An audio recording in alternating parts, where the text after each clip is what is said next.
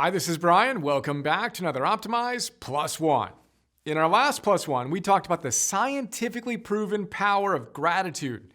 Robert Emmons joined us to give us some eye-popping, his words, my all caps, stats. People are 25% happier if they keep gratitude journals. They sleep 1/2 hour more per evening and exercise 33% more each week compared to persons who are not keeping these journals.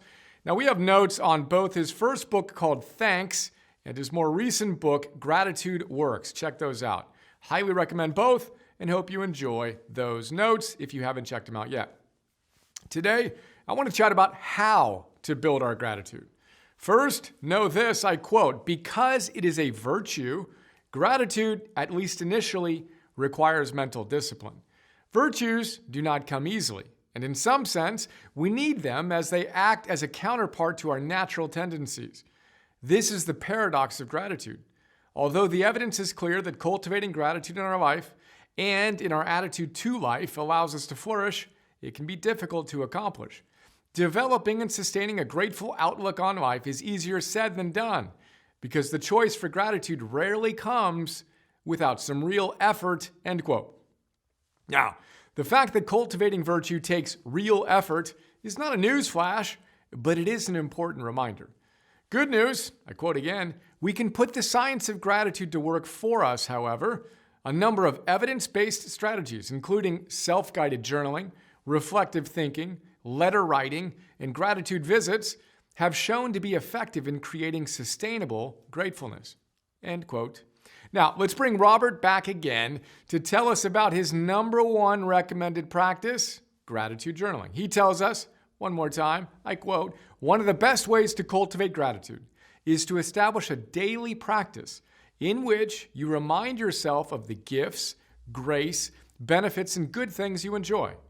When we are grateful, we affirm that sources of goodness exist in our lives. By writing each day, we magnify and expand on these sources of goodness. Setting aside time on a daily basis to recall moments of gratitude associated with even mundane or ordinary events, personal attributes one has, or valued people one encounters has the potential to weave together a sustainable life theme of gratefulness, just as it nourishes a fundamentally affirming life stance. Gratitude journaling promotes the savoring of positive life experiences and situations so that we can distill the maximum satisfaction and enjoyment from them. This promotes a shift in consciousness from what we are lacking to the abundance that surrounds us. Gratitude leads us to affirm and acknowledge the good things in our lives. And because you can't be grateful and negative at the same time, it counteracts feelings of envy, anger, greed, and other states harmful to happiness. So, as discussed, Robert and his colleague Mike McCullough were the first researchers to show the astounding benefits of keeping a gratitude journal. That first study showed that 25% boost in happiness by journaling about 5 things for which you are grateful once a week for 10 consecutive weeks.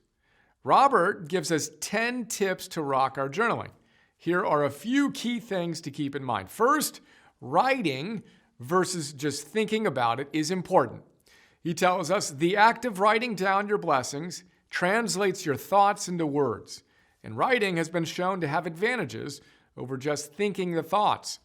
Writing helps to organize thoughts, facilitate integration, and helps you accept your own experiences and put them in context.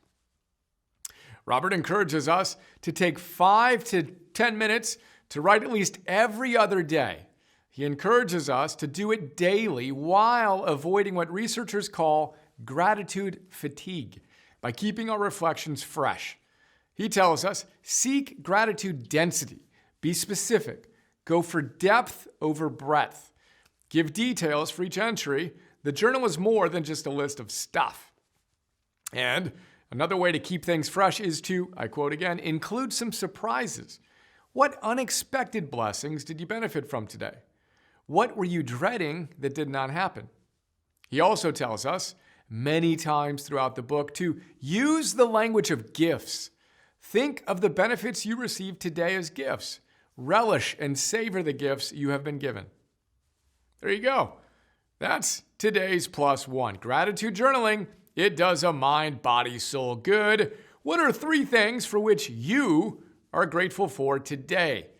If you feel so inspired, take a moment and write a sentence for 3 things right now. Don't just do it, feel it. Number 1. Number 2. Number 3 thing for which you're grateful for. Here's to savoring the awesome.